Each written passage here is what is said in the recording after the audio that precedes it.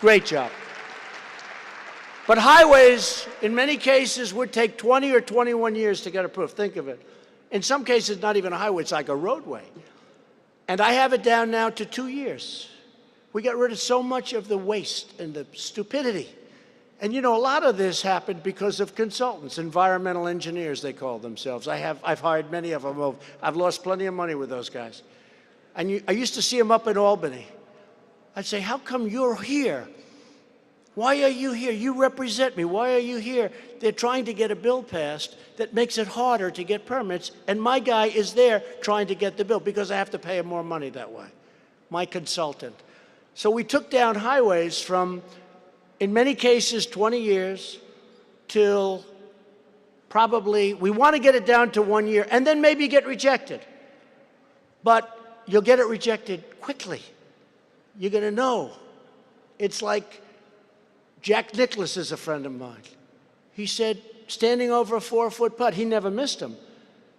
But he told me, Chichi Rodriguez, great putter, he'd get up, he was a character, and he'd just putt, get up, bing, get up, bing. Wouldn't take any time, get up, bing, he had an expression, miss it quick. You ever hear that expression? He was a character, miss it quick. I get up, miss it quick, but he didn't miss too many. But that's what we're doing. We're going to make sure that you get it, and if it doesn't work, we're going to let you know. There was a highway, small highway, in a state where some friends are in this room. It is 21 years. It was going to cost $5 million 21 years ago. Now it's going to cost $900 million, and it took 21 years to get it approved. And it used to be a straight line, right? So if somebody's a little tipsy, they had too many drinks, which is a bad thing, at least they could drive straight. Now, in order to get away from nesting turtles, rattlesnakes, and everything else, that highway is the craziest looking sucker you've ever seen. It's twice as long as it was supposed to be. My father and I would have designed it straight path, point to point, right? But it took, and it cost, you know, I mean, literally almost hundreds of times more than it was supposed to cost. And it's dangerous. People are running into the curb. They don't know how, but they're running into things that they're not supposed to. So we're straightening things out. There are many, many stories like that. The great aircraft carrier, the Gerald Ford, I go to see it. And the catapult system, you know, the catapult, that's where it throws the planes off. So the aircraft carrier is a slight problem. It was supposed to cost $3 billion. It ended up costing about $16 billion right now. It wasn't on my watch, but it's getting close. The President, Gerald Ford, big, the largest ship ever built, they say. It's a massive ship. So I get on there, but they're having trouble with the catapult system because it used to be steam. You've seen it, where the planes go off. Steam, old-fashioned, right? Old-fashioned. So they've decided to go magnetic. Never been done before. And electronic. So it's very, very complex. They have these brilliant guys from MIT, where my uncle was a professor, by the way, for 40 years, brilliant guy, Dr. John Trump. A lot of people find it hard to believe that I had a professor, one of the smartest people in the history of MIT, in my blood. You'd be surprised. A lot of things are surprising in life. But you have to go to MIT to figure out how this damn thing works. So I get to the boat. How's it go? Well, it's okay, sir, but we have a little problem with the catapult system. You know, that's not, like, so good. When we have an aircraft carrier, you can't send planes off the damn thing. Historically, that has not proven to be a good thing for aircraft carriers. So I said, let me see. I didn't want to see the admirals. You get tired of the admirals, because this was a problem. I said, let me see the catapult people. They said, sir, you don't really want to do that. I said, yeah, those are the people that know what the hell they're doing. This thing is $900 million over budget to throw the planes off, and we could have had steam, and it would have been done. And we would have saved hundreds of millions of dollars. So I get the catapult guys, 5 guys come over. Yes, sir. What do you do? Sir, I've been a catapulter. By the way, he's more proud of being a catapulter than Kevin McCarthy, Kevin Brady, and all of you big, high-ranking Republicans are doing what the hell? They would be so bored doing what you're doing, dealing with Democrats all day. That's not fun. But I said, so what do you do? He said, I'm a catapulter. 20 years. Yes, sir. What would you like to know, sir? Very simple question. What's better, an electric catapult or steam? Sir, steam is better. I said, it's better. I said, why is it better? Well, for one thing, the electric goes faster, sir, but it takes you 2.5 minutes to bring the plane to the site. No matter what you do, it's still the same 2.5. So we don't have to send the plane off every second. By the time the steam builds up, we have plenty of time left. That's number one, sir. I can give you 10 other reasons, but another one, sir. If the steam breaks, I can fix it myself with a wrench. If the electronics breaks, sir, we have to send for Albert Einstein to try and fix it. We can't figure this damn thing out. I never saw. This is what happens. This is what happens. This is what happens, I hate to say it, when they make airplanes so damn complex that pilots can't fly them. This is what happens.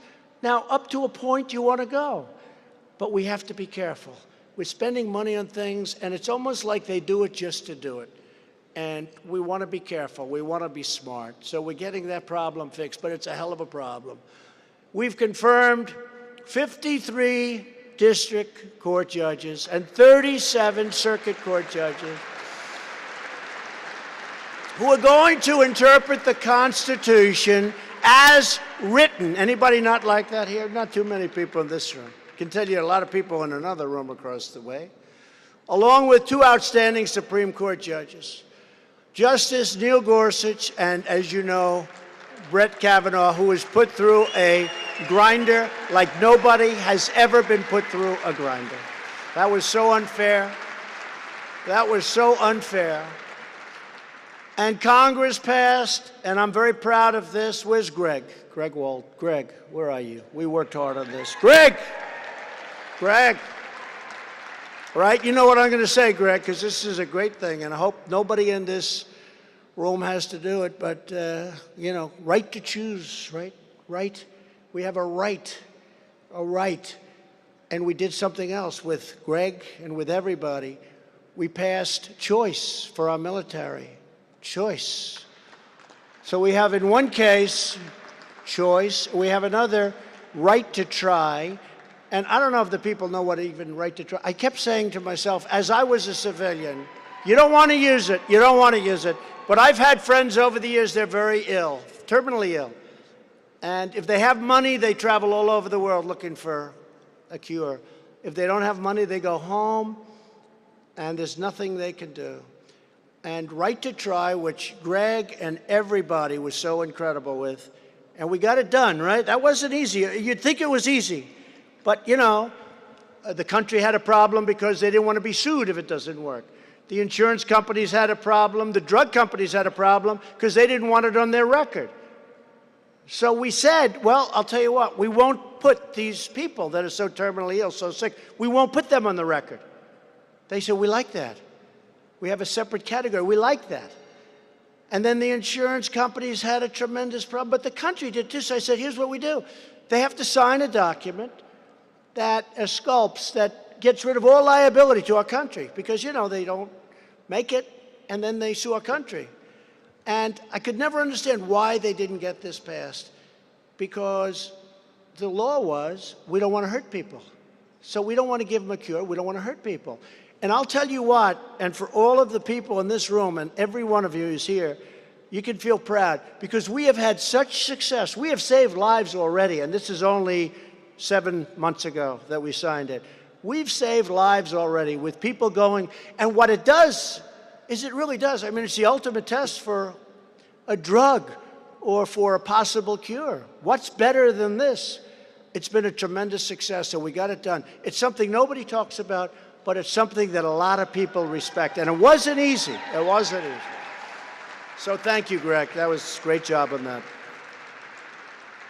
And we passed VA accountability. So not only VA choice, they're standing in line for weeks and weeks in many cases. Weeks and weeks, think of it. And now, these are great veterans.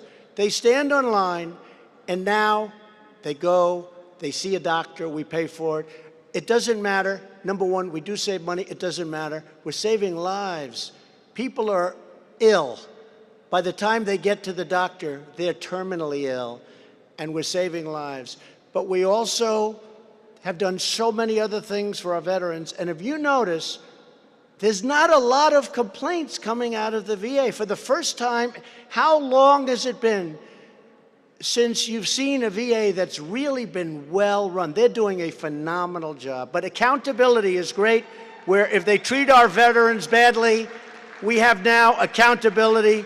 We say, get the hell out of here, you're fired. We fire them. You couldn't fire them. They could steal. They could be sadists.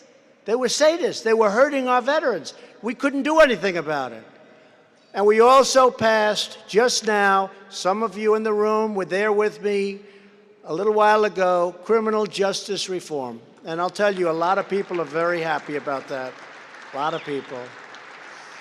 And thanks to our bold agenda we enacted with House Republicans, America now has the hottest economy anywhere in the world. We're the hottest in the world. Wherever I meet a president, a prime minister, anybody, they say, congratulations on your economy. And since our election, we've created more than 5.3 million new jobs, including 500,000 jobs, and that number is going up to about 618,000 jobs very soon. These are manufacturing jobs that President Obama said will never happen. You'd need a magic wand. It's not going to happen. Well, it's happening. We have the magic wand. And more than 5 million Americans have been lifted off of food stamps because we have jobs now. Think of that. The numbers are staggering. 5 million off of food stamps. And after years of stagnation, wages are rising fast, and the lowest paid workers are making the biggest gains. This is something that you have to sell. The lowest paid people are actually doing the best. You don't hear that. You hear wealthy people. The lowest paid people are doing the best. More people are working now than at any time in the history of our country. 160 million almost 160 million. And unemployment has reached the lowest rate in 51 years. Think of that one. I mean, when you're on a stage debating, you know, when I did this the first time, I'm debating. I never debated like professionally before. My life is a debate. Your life is a debate. But I'm debating all of these people that I never saw before. And we never left center stage. But I had to say we were going to do things, but we hadn't done them. Now it's going to be so much easier because now I can say, we did all these things that I said, and we did more. A commentator who's a Trump hater said recently, whether you like him or not, he has actually done more things than he promised. It's true. We've done more things than we promised. Many more things. Like this one.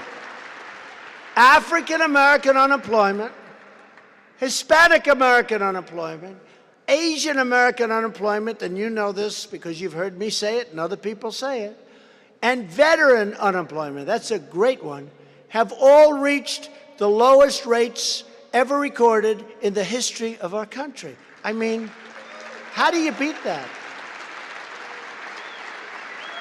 When they talk about African American and what they want to do, I say, well, I have not much to say except that we've just hit the absolute lowest unemployment rate for African Americans in the history of our country. That's all I have to say. Goodbye, everybody. We won the debate, right? We won the debate.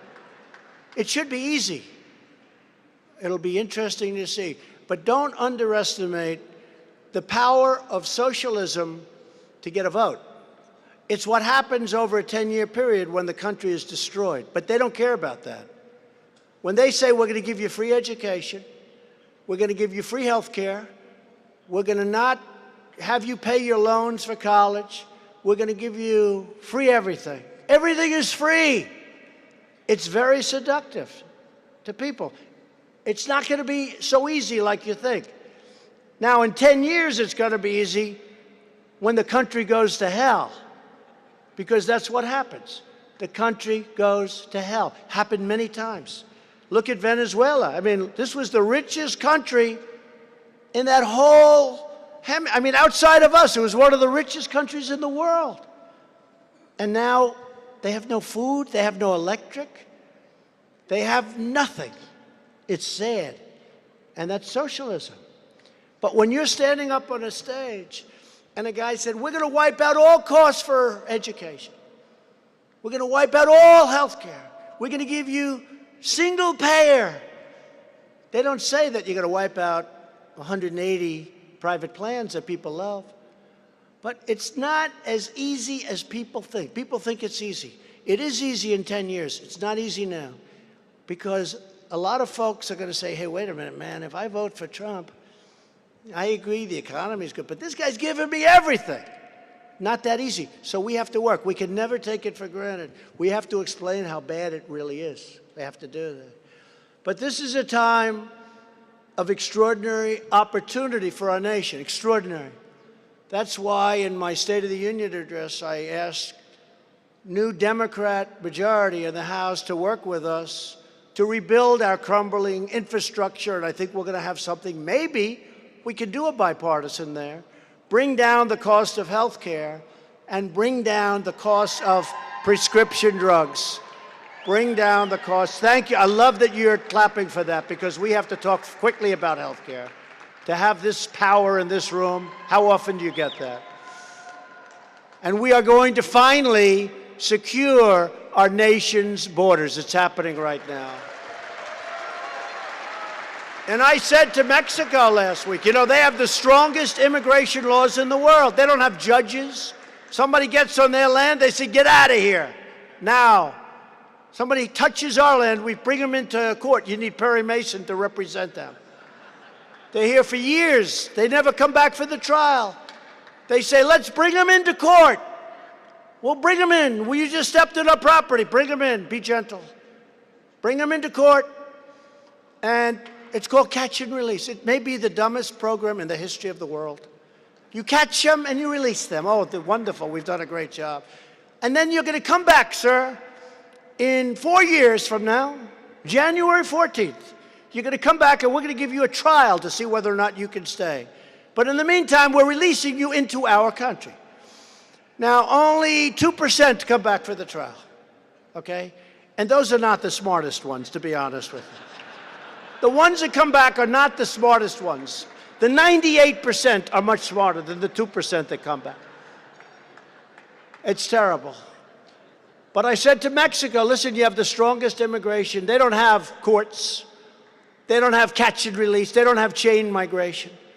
They don't have visa lottery, a lottery. You pick a lottery, oh, you're going to the United States. Congratulations, the country does this. Do you think they put their best people in those lotteries? What the hell were you people thinking when you approved these deals? They say, in all fairness, it is purely, that's a Chuck Schumer deal. That was when they had enough muscle. They got this stuff passed. It's incredible. Think of it. They put names in, you pick a name. Ladies and gentlemen, I'm proud to announce so-and-so. I don't want to use names because I'll get in trouble, because it's always somebody's going to leak this whole damn speech to the media, to the fake news. So I won't use the name that I'm thinking about. Congratulations. And then you find out he's a stone-cold killer. Served many years in jail. These are the people that give us. What do you think? Do you think they're going to give us their finest? They don't give us. And we take them in. Congratulations. Crazy CNN, they had a reporter. They're walking up. I mean, how bad? I mean, how bad? Now they're saying, we were never against him with respect to collusion. We were just reporting the news. You see that? That's their new theory, you know, that they weren't, in other words, that they were fair. Yeah, they were fair. But they're interviewing this group of people. And what are you coming to the United States for? A woman says, well, I'm coming for my daughter. Okay, that's very, what are you coming? Then they go to this man, a little rough looking. And what are you coming for? Asylum. Oh, why? I murdered someone. Oh, the woman goes like, what? You murdered? Anybody see that? I murdered someone, he said. Right? You saw it. And she's like, oh, man. Okay, back to headquarters, please. You know, because they're trying to say how good everybody is. These are wonderful people. And some of them are wonderful people.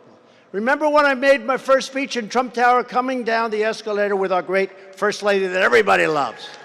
Everybody loves our First Lady. And I talked about different things. And I mentioned the word rape.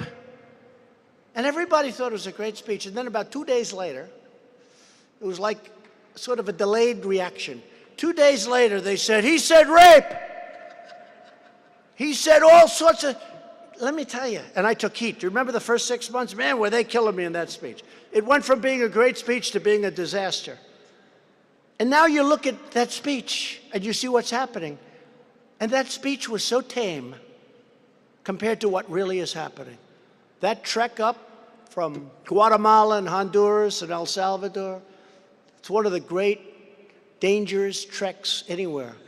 And Mexico has now, because they don't want the border closed, because Mexico makes a hell of a lot of money off us. They took 30% of our car business. I wasn't here. The new USMCA will stop that. No more car companies are going to Mexico when they sign this deal. No more car companies. That was the most important thing for me. So now, Mexico, I said I'm closing, and I really wanted to close it.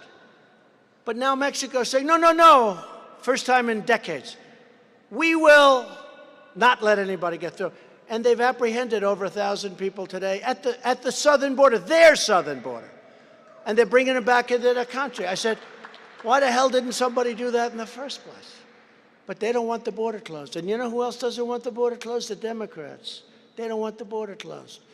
And I agree, it's going to be a big toll. But trade and commerce and making money for our country, it's all very important. But to me, the most important job I have is the security of our country, even more important than those other things that I talk about a lot. It's the security of our country.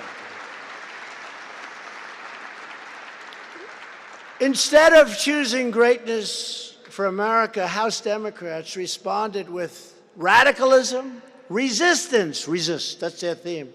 Make America Great Again is ours. Theirs is resist.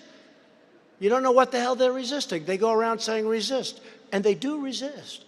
Revenge, crazy hoaxes like we just went through, and ridiculous conspiracy theories. We have just incredible when you see what is coming out. And while Republicans are working every day to empower the American people, the Democratic agenda is all about themselves. That's all they think about is themselves, okay? It's a disgrace what's going on. It's a disgrace. I said to somebody that's been here a long time, you people would know better than anybody, some of you that have been here, has it ever been this bad? And they said, well, they said, yes, it was. They said during the Clinton impeachment hearings, it was worse. They said there was another time in the 1880s when it was worse. A couple of people were shot, you know. Even you people wouldn't do that. And the Civil War, who could forget? I would say the Civil War was bad. And by the way, speaking of Civil War, where's Doug Collins? You're another warrior. Where's Doug Collins? Where the hell is Doug? Man, he's up there fighting. Doug, thank you, Doug. Warrior. Where's Mark Meadows? Another warrior. Where's Mark Meadows? Where the hell is... Oh, don't tell me he's got one of those bad seats. Are you with Jim Jordan? That's the Freedom Caucus. What the hell happened to you guys? They're great guys, they are. Everybody in this room, as far as I'm concerned. Nearly 100 House Democrats are promoting the biggest socialist takeover in U.S. history. That's what's happening. The Green New Deal, it'll cost $100 trillion. Nobody has any idea what that means, $100 trillion. I have wealthy friends, they say, write out $1 trillion. They have no idea. They just keep growing. Nobody has any idea. The Democrats are also proposing a massive government takeover of health care that would ban private health insurance. And that's a tremendous thing for us to run on because people want, we have 180 million people that want that. the Democratic plan would destroy American health care, bankrupt our country, oh, forget it, not even close, and take away your private doctors. Now, I'm only afraid that we're going to be too hard on the Green New Deal, and they're not going to do it, because I want them to do it. We don't want to have them knock it out before we get to run against it. So let's take it easy. I'm actually saying it's a wonderful thing. The Green New Deal, done by a young bartender, 29 years old. A young bartender, wonderful young woman. The Green New Deal. You know, but it's crazy. You know, the first time I heard it, I said, that's the craziest thing. You have senators that are professionals, that you guys know, that have been there for a long time, white hair, everything perfect, and they're standing behind her and they're shaking, they're petrified of her. We support the Green New Deal. How about the woman from Hawaii, the senator from Hawaii? Highly nice woman, right? Oh, I'm glad I didn't say it. I'm going to get great points from my wife for not saying that. But she was so angry to men, right? Remember, she was screaming at men. And then they asked her about the Green New Deal. I love it. They said, yeah, but you don't allow airplanes anymore, so you can't get to Hawaii. Oh, we have to work on something. So somebody jokingly said, we'll build a train to Hawaii, and she actually thought it was a decent idea. So now she supports it, because she thinks they're going to build a train to Hawaii. But they really believe this stuff. And you know, it's like, it's the craziest thing. They believe it. And we will have to do something. But don't do it too early, please. Don't kill it. Because we want to be able to run against it. If they beat me with the Green New Deal, I deserve to lose. So.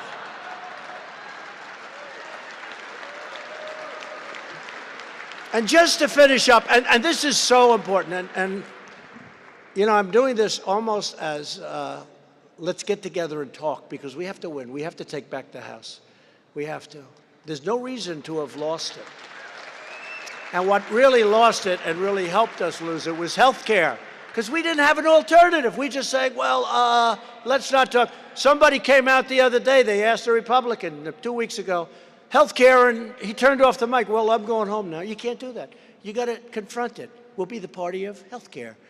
Republicans should not run away from health care. You can't do it. You're going to get clobbered. And I have an idea, and I think it's great. I spoke with Kevin about it. I spoke with a lot of your really top people, smart people, and they love it. I spoke with the Senate about it. I spoke to Mitch about it. Mitch didn't like it, but then he found out when we're taking the vote, right after the election. He said, oh, I like that idea. And I understood why he didn't like it at the beginning, because it's been a tough subject.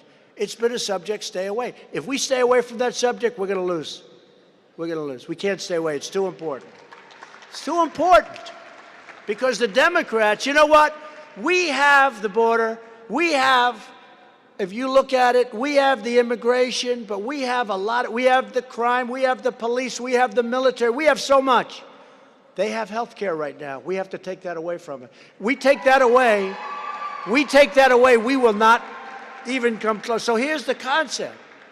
We have to protect and cannot run away from a thing called pre-existing conditions. We can't do it. You're going to get clobbered. A friend of mine is running in a certain state. I'm not going to embarrass him. He's got a 20-point lead. He's running for governor. 20-point lead, it's over. About a month later, I say, hey, the election hadn't taken place. I said, how is it going out there? How's he doing? Sir, he's 20 points down. Wait a minute.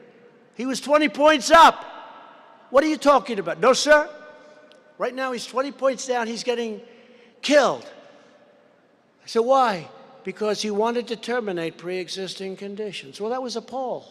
This is a guy, he ended up getting clobbered. He had an easy race. He was already buying the carpet for the mansion. Not our mansion, a different mansion. And guess that didn't work out too well.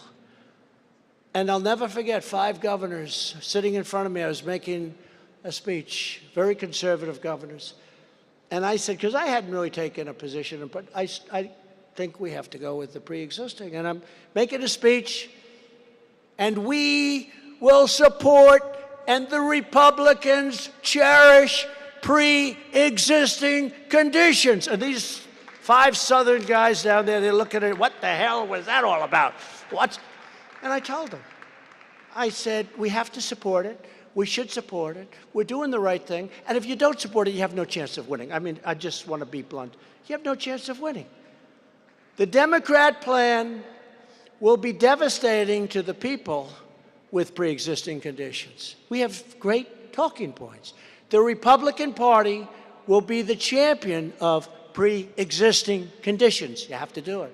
Some of you like it, some of you don't, but you're going to have to like it. Not only for politics, it's the right thing. We want to be the party of great health care. I am right now working with people, and here's the key to all of it.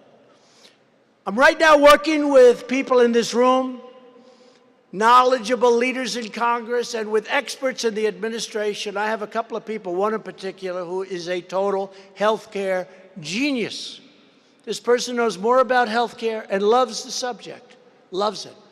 To come up with a great health care plan that is far less costly to the people, not to the government, to the people, far less costly than Obamacare, with deductibles that are far lower. The deductibles are so high that nobody gets to use it unless you're in serious condition, so serious that, frankly, the last thing on your mind is health care. I will be asking that this be my first vote. Immediately after the election, we are going to regain the House because of health care and other things. The border, the military, the police. They're for open borders and crime. We're for great borders and merit-based immigration. Merit-based, so they can help our country and help our companies that are all moving into our country and need people to work. We're going to keep the Senate, and we're going to keep the presidency, and we're going to bring back the House. So essentially what I'm saying is we're going to come up with a health care plan. We're not going to vote on it until after the election. We'll all promise it's going to be our first vote, because we blew it the last time. Man, I was fed a bill of goods. I want to tell you, some of you, I'm still a little bit angry, but not all of you. Wasn't even your fault. But we should have done it when we had the position. But we're going to get it back. And it's going to be a better plan. So we're going to give a great health care plan. And we're going to go and campaign on that plan with the understanding that if we win, it's going to be much less expensive than Obamacare and much more usable in terms of deductibles. And what's going to happen is we're going to promise the people that if you vote for us and if you vote for you, all of you running, that we're going to vote for this, it's going to happen, but we have to get back the House. You know what? You're going to win back the House. I think it's going to be one of the strongest things you have. Because people don't like Obamacare. We forgot about it. We had a very, very unfortunate vote by somebody. We were close. We were so close. One vote away. One vote away. But it didn't work. But this is going to be something, I think, that has even more potential. It's going to be a better plan. I already know what they're doing with it. And we're going to use it. We're going to campaign on that plan. And it's so much better than Obamacare. Now, here's your alternative. Turn off whatever they talk about health care. I don't want to talk about, oh, it's a bad, because, you know, I know it's a tough subject. But we have a great advantage here. And we vote right after the election. It's going to get a lot of people elected, and you're going to be doing the right thing. Additionally, we'll be knocking the Democrats' socialistic single-payer health care plan with all of the disastrous flaws, including all of those great Americans that are going to lose their plan. Remember, you can have your doctor, you can have your plan. I mean, so many lies, so many lies. So you're going to be campaigning against very negative things. You're going to win your elections because of health care. And a lot of people were upset with me because I announced this like a week ago, and I didn't want to waste my time by calling people. I didn't want to call the leaders other than Kevin. I'd be afraid not to call Kevin. But I didn't call people. They said, well, I don't know anything about it. I blame myself a little bit. But now they love it. They really like it. You're going to get elected because of it, and you're going to be doing the right thing. It's a great incentive for the voters to vote for you. So instead of when they ask you a health care question, say, I'd rather not answer that question. Well, what about pre-existing? Alice, take me home, Alice. They're asking me about pre-existing conditions. Alice, please take me home. And then you get clobbered. You got a plan that's a much better plan. And it's going to be your first vote when you get back to Washington. The radical Democrats are also aggressively pushing extreme late-term abortion, allowing children to be ripped from their mother's womb right up until the moment of birth, right? Who ever heard of this stuff? I had it in the debate. I never used the term ripped. It was my term. And people that had been working on this on our side for years said it was an incredible moment. I didn't use that term. I never heard of that term. I thought of it during the debate because Hillary Clinton was so staunch on abortion and rights abortion. And I said, according to Hillary, in the 9th month, you can rip. That's where it came up. Does anybody remember that debate? They say that was like a big moment. You can rip the baby out of the womb and kill the baby. But now it's gotten worse because this maniac, the governor from Virginia, he comes up and says, now the baby is born. And you wrap the baby gently. And then you talk to the mother. And depending on what the mother says, you execute the baby. Can you imagine? Who ever heard of it? I never even heard of this one. I've heard of 9th month, which is horrible. I've heard of 5th month and 4th month. This is the baby is now born, and the mother will make a decision as to whether or not that baby will be essentially executed. And he said that. He said that. And he said some other things that were unrelated to that, which were bad. And believe it or not, which were covered even more so than that, which I couldn't believe that it was. His other thing, you know what that was covered more importantly in the media than that. And what can be more important than that? That's why I've called on Congress to pass legislation banning the late-term abortion of children who can feel the pain in their mother's womb. And you know, it's always been a very close issue. It's been for many, many years. It's been a 50-50 issue. I don't know if you saw, it was so horrible and so extreme what the Democrats in New York, you saw what was happening. They're all applauding. It was so horrible that you gained 11 points in the poll. This is the first time. It's no longer, it was a 49-51 issue for for decades. It never really changed. It would go from 51 to 49, back and forth. You just picked up 11 points because of how extreme that was. It was so terrible. Democrats are the party of high taxes, open borders, late-term abortion, crime, hoaxes, delusions. Whenever House Democrats are ready to abandon their extremism, the Republicans here tonight are ready to work with them to deliver a much better future for all of our citizens. We're willing to work together. I told Nancy Pelosi the other day, I was with her, it was a nice conversation. Unfortunately, every time we have a great conversation, she then goes out and does a news conference and she says, I'm a terrible human being. I don't figure that, but I guess that's called politics. Every day, we're restoring America's strength at home, and we are restoring our nation's standing all over this world. 2 years ago, ISIS controlled more than 20,000 square miles of territory in Iraq and Syria. I was told that it would take at least 2 years from 1 month ago to get the caliphate at 100%. You saw that.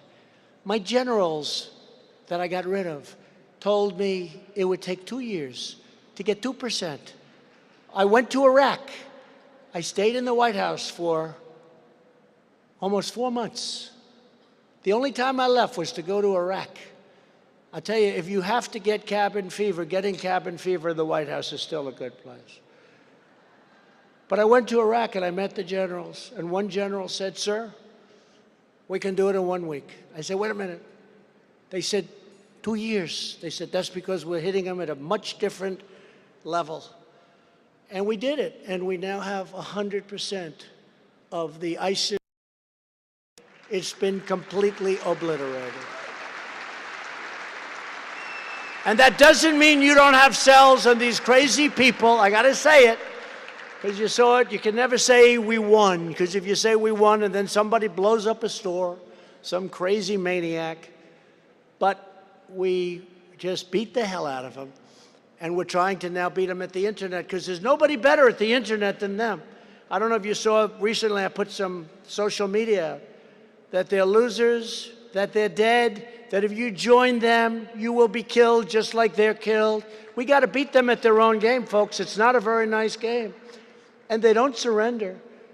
When we had them, I was telling Kevin McCarthy, when we had them 4 or 5 days ago, they were cornered. They don't know what it is to be cornered, because they always had free reign. They don't have free reign with me. And we flew over with brand new F-18s, Super Hornets. And they're going 2,000 miles an hour over and over for 2 days. And I said, do these people ever, like, wave the flag? Do they ever surrender? And the general, Raisin Cain, his name. What's your first name? You know this. So my first name is Raisin. This guy's out of Central Casting. I'm telling you, there's nobody in Hollywood that can look like this guy, because he's much tougher. That I can tell you. I said, what's your name? Raisin. What's your last name? Cain. I said, you mean your name's Raisin Cain? Yes, sir. That's the guy that told me. I said, so my people tell me 2 years. What do you think? 1 week, sir. I said, General, come here, give me a kiss. I felt like Joe Biden. Sure. But I meant it. See, I meant it. Big difference. I meant it. So we knocked him out, and we now have knocked him out. And we have, but I always say, you have some crazy people around, nevertheless. Together, we're also fully rebuilding the American armed forces, and you're doing that. What you're doing is incredible. Because without that, the other things might not matter. It's a rough time in this world. I withdrew the United States from the disastrous Iran nuclear deal, and Iran is a different country. When I first came here, Iran was going to take over the Middle East, and there was no stopping them. And I took out of that deal, I terminated that deal, and they have gone to hell. That's a different country. They have riots, their economy's collapsed. It was a horrible, stupid deal. We gave them $150 billion, and they used it to fight us. We gave them $1.8 billion in cash, airplane loads of cash. And I recognized the capital of Israel, and we opened the American embassy in Jerusalem for $1 billion under budget. $1 billion under budget. We were going to spend $1 billion to build it. I got it done for $400,000. Think of that. So I saved $1 billion. I took a building that we already owned, on land that we already owned.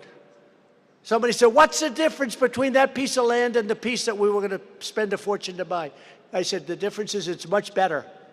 It's a better location, it's a much bigger site. Other than that, they were very similar.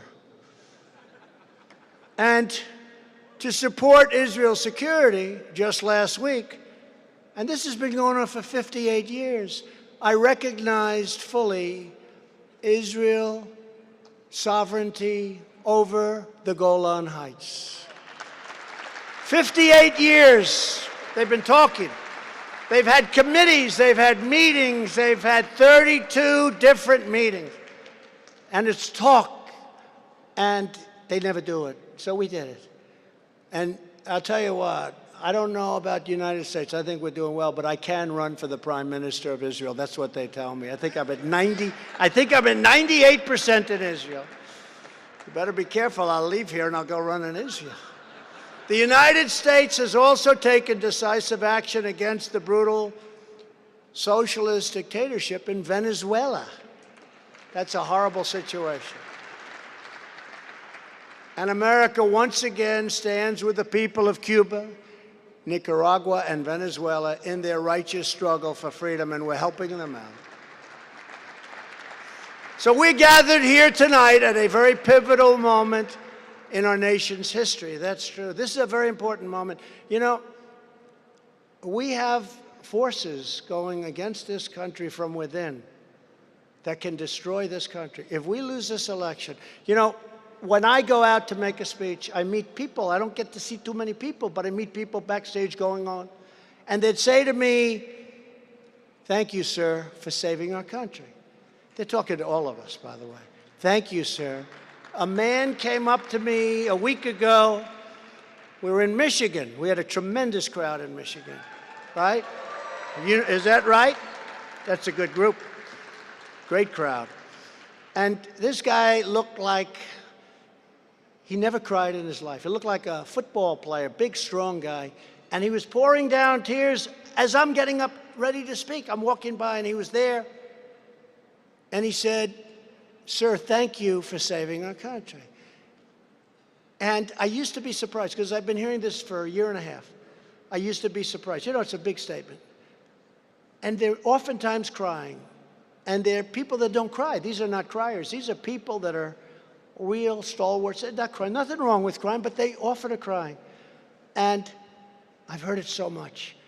We have an election coming up that if something bad should happen with this election, we could lose the country. We really could, because these people are stone cold crazy. What they want to do to our country would be overwhelming. It would be horrible. So we have no choice. We have to win. We really have to win. Now, it could be they start moving in a different direction, but I don't think so. It looks like they're only moving one way. The majority of American people support our common sense agenda, and Americans do not want to risk their prosperity or our prosperity. They don't want to risk their children's future. They don't want to risk their wealth. They don't want to risk their 401ks, where they're up 50, 60, 70, 80%. I talk about it all the time. They feel like financial geniuses. They've never been there before. And we're going to explain to them that your 401k will disappear. You're not going to have anything. We have a lot of great things going. So the Democrat program of radical socialism and open borders, if we are good and if we are smart and if we do our job, it cannot work. It's not going to work, because our people are doing too well. The choice has never been clearer. The Republican Party is the party for all Americans. We really are. We have changed this party so dramatically, folks. I say all of us, not just me. I've been important. You've been just as important. We're now the party of the American worker. Did you ever hear? When I started doing this, we were like the party of the rich person, and we were losing. There were not enough rich people. We're now the party of the American family, and we're the party of the American dream. It's true. You are. In South Carolina, when I was going against a lot of different people, there were 12 people left. And I'll never forget, somebody came down and said, "You have no idea what you've done."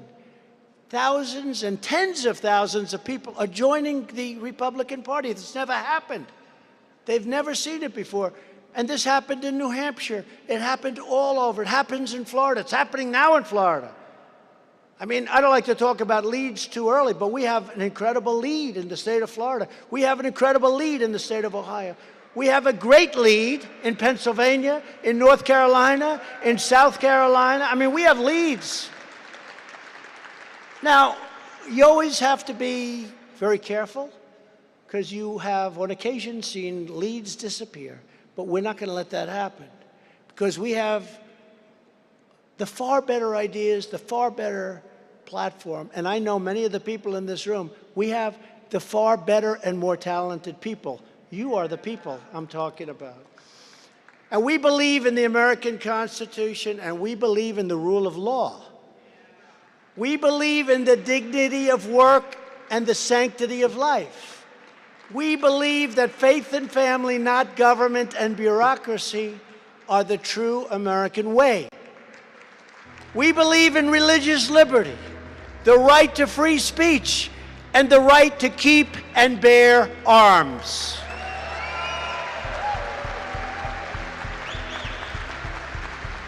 We believe that children should be taught to love our country, honor our history, and always respect our great American flag. And we believe in the words of our national motto, "In God we trust." We're not going to lose that. We're not going to lose that. People want to play with that. They're not playing with that one. They want to play with that. You know that. We're not playing with that one. In God we trust. We fight on behalf of hardworking citizens who pay their taxes, follow our laws, raise their children, protect our communities, and made this the greatest nation ever to exist on the face of the earth. And we're doing better now than we've done in decades and decades and decades. This land is our home. These American patriots have always been loyal to our country, and we will forever be loyal to them, forever. Every day for the next 19 months, we will keep on fighting, we will keep on working, and we will keep on winning, winning, winning for the American people and for yourselves, and your families.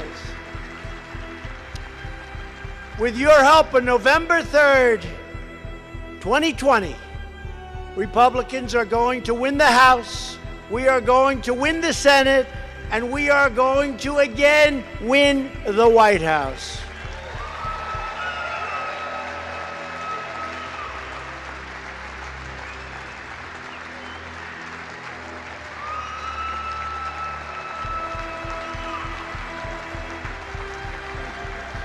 Thank you.